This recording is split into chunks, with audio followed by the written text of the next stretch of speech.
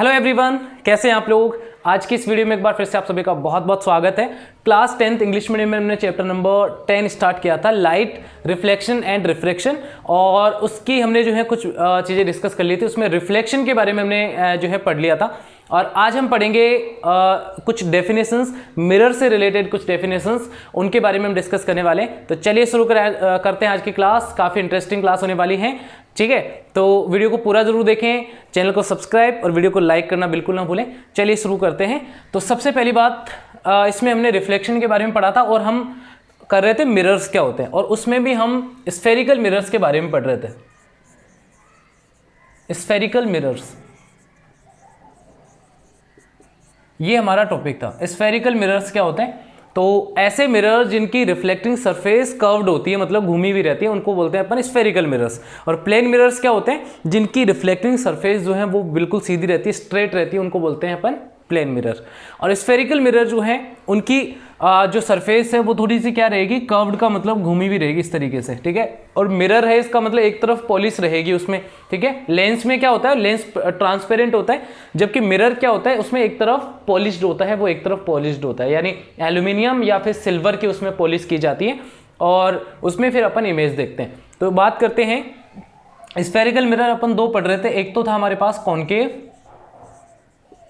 Concave mirror, और एक हम पढ़ रहे थे कॉन्वेक्स। दूसरा हमारे पास था कॉन्वेक्स, ठीक है।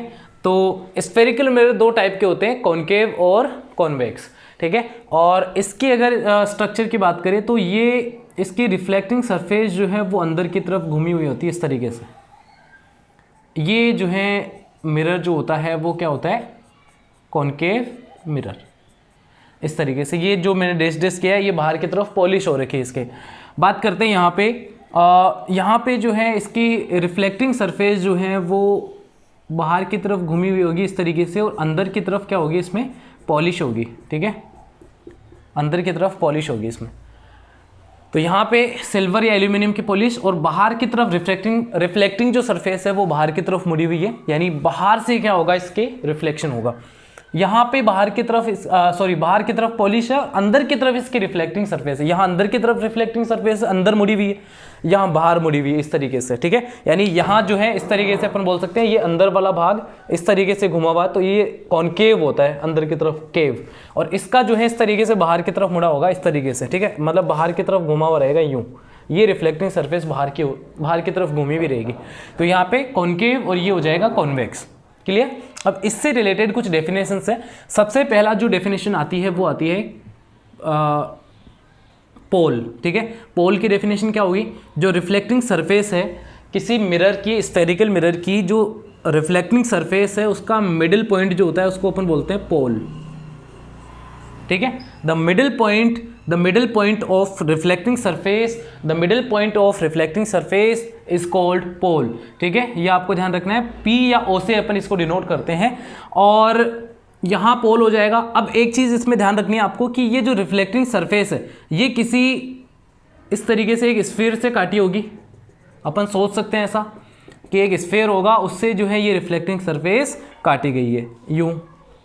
क्लियर है भाई? रिफ्लेक्टिंग सरफेस जो है वो एक गोले का भाग मान सकते हैं अपन, एक स्फीयर का पार्ट मान सकते हैं, तभी तो सोच सकते हैं अपन कि यहीं से तो काटा होगा इसको। ये गोल मुड़ी हुई भाग है, इसका मतलब ये किसी स्फीयर का पार्ट है, ये एक स्फीयर का पार्ट है, यानी रिफ्लेक्टिंग सरफेस मिरर जो है वो एक स्फीयर का पार्ट है। और उस स्फीयर का जो सेंटर है, यानी उस सर्किल या स्फीयर का जो सेंटर है उसको अपन बोल रहे हैं क्या, सर्कल नहीं स्फीयर। यानी ये जो रिफ्लेक्टिंग सरफेस है ये स्फीयर का पार्ट है, और स्फीयर का जो सेंटर है वो सेंटर ऑफ कर्वेचर होगा, यानी इसको C से डिनोट करते हैं, और इसको अपन बोलते हैं centre of curvature. Centre of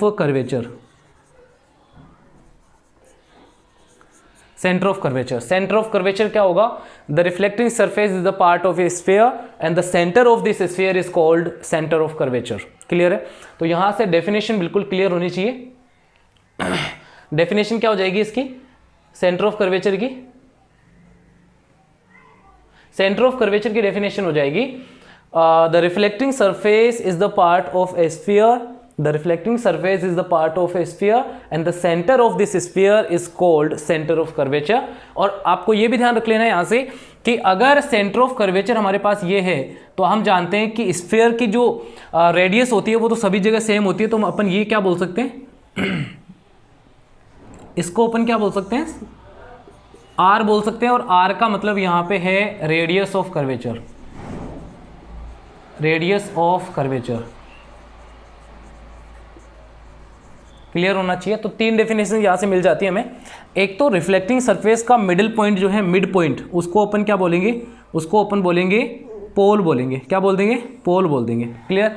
और यहाँ ये रिफ्लेक्टिंग सरफेस ये जो है ये एक स्फीयर का पार्ट अपन मान सकते हैं या स्फीयर का पार्ट है। तो इस स्फीयर का जो सेंटर है वो सेंटर ऑफ कर्वेचर होगा और इसकी रेडियस जो है वो रेडियस ऑफ कर्वेचर होगी। ठीक है। बात करते हैं इन दोनों को मिलाने वाली जो एक स्ट्रेट लाइन है, इस पॉइंट को सेंटर ऑफ कर्वेचर और पोल को मिलाने वाली एक स्ट्रेट लाइन होगी, कुछ यहाँ से पास हो रही होगी इस तरीके से। ठीक है। इसको अपन बोलेंगे प्रिंसिपल एक्सिस। क्या बोलेंगे, प्रिंसिपल एक्सिस। ये चार डेफिनेशंस आपकी हो जाती है यहाँ से। ठीक है। तो पहला pole, radius of curvature, centre of curvature and principal axis. Principal axis क्या होगी, the line passing through the centre of curvature and the pole is called principal axis. जो लाइन इन दोनों से पास हो रही है वो क्या होगी, प्रिंसिपल एक्सिस होगी। क्लियर। तो यहाँ से ये इंपॉर्टेंट डेफिनेशंस आपकी मिल जाती हैं। और इसमें एक डेफिनेशन ये आती है कि इसका फोकस क्या होगा, उसको मैं आगे बताने वाला हूँ। ठीक है। फोकस क्या होगा और फोकल डिस्टेंस क्या होगी ये मैं आपको आगे बताने वाला हूँ। अभी इसके लिए अपन देख लेता हूँ इसका ये जो रिफ्लेक्टिंग सरफेस है इसका मिड पॉइंट जो है वो भी क्या होगा, यहाँ पे भी क्या होगा, पोल। क्या होगा, पोल होगा। ठीक है।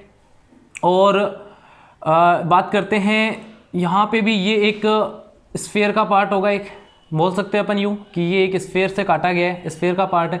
उस स्फीयर का सेंटर जो है वो सेंटर ऑफ कर्वेचर होगा। क्या होगा, सेंटर ऑफ कर्वेचर। पूरा नहीं बना पा रहा हूँ आगे। ठीक है। तो ये सेंटर ऑफ कर्वेचर सी होगा। इन सेंटर ऑफ कर्वेचर और इस को मिलाने वाली एक स्ट्रेट लाइन जो है उसको अपन बोल देंगे क्या, प्रिंसिपल एक्सिस। Principal axis. तो इस तरीके से यहाँ भी सेम डेफिनेशंस होगी। ठीक है। तो यहाँ से सेंटर पोल और सेंटर ऑफ कर्वेचर दोनों को मिलाने वाली एक स्ट्रेट लाइन जो है क्या होगी, प्रिंसिपल एक्सिस होगी। सेंटर ऑफ कर्वेचर, रेडियस यहाँ से अपन ले सकते हैं, ये रेडियस ऑफ कर्वेचर यानी आर होगा। ठीक है। रेडियस ऑफ कर्वेचर होगी। और इस तरीके से आपकी जो है डेफिनेशंस निकल आती हैं। अब बात करते हैं दो इंपॉर्टेंट डेफिनेशंस और है। एक है इसमें द फोकल पॉइंट या अपन बोलते हैं प्रिंसिपल फोकस ऑफ मिरर। तो दोनों के लिए अलग अलग डेफिनेशंस आएंगी, तो उसको भी देख लेते हैं एक बार।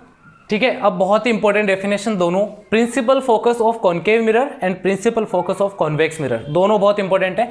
तो principal focus of concave mirror के लिए देखो कैसे अपन लिखेंगे। तो यहाँ पे आप जानते हैं कि एक रिफ्लेक्टिंग सरफेस है, उसका सेंटर क्या होगा, पोल होगा। ये पोल है। ठीक है। और यहाँ से अपन बोल सकते हैं कि ये एक स्फीयर है, स्फीयर का सेंटर जो है वो क्या होगा, सेंटर ऑफ कर्वेचर सी।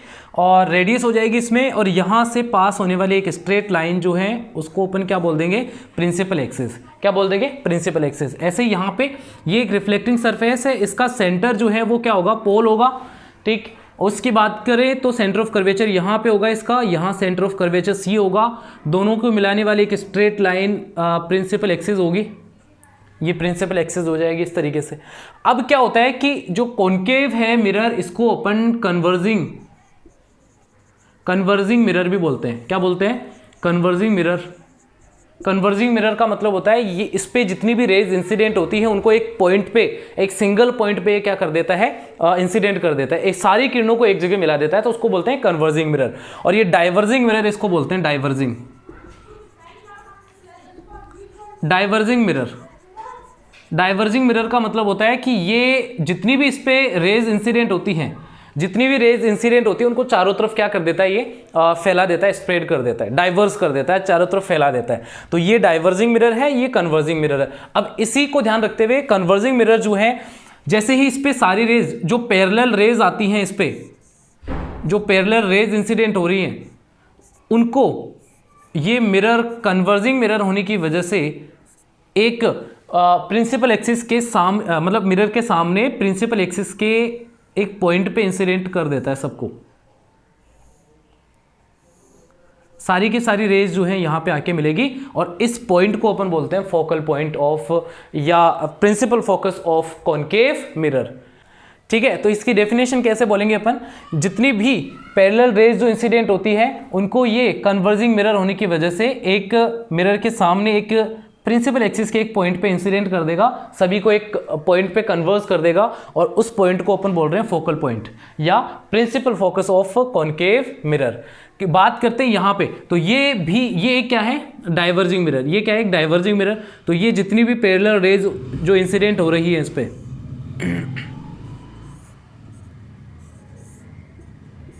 ठीक है, जितनी भी पैरेलल रेज जो इंसिडेंट हो रही है उनको बाहर की तरफ क्या कर देगा, डाइवर्स करेगा। डाइवर्स का मतलब होता है बाहर की तरफ फैला देगा इनको, ये इस तरीके से। और इनको वर्चुअली, क्योंकि अब कहीं मिल नहीं रही है, हमें मिलाते इसको जो है मिलाना पड़ेगा, तो इनको वर्चुअली हम जो है पीछे की ओर जब बढ़ाते हैं तो ये एक प्रिंसिपल एक्सिस के एक पॉइंट पे जाके मिल जाती हैं और उस पॉइंट को अपन बोलते हैं फोकल पॉइंट या principal focus of convex mirror. Principal focus of convex mirror, इस तरीके से अपन बोलेंगे इसको।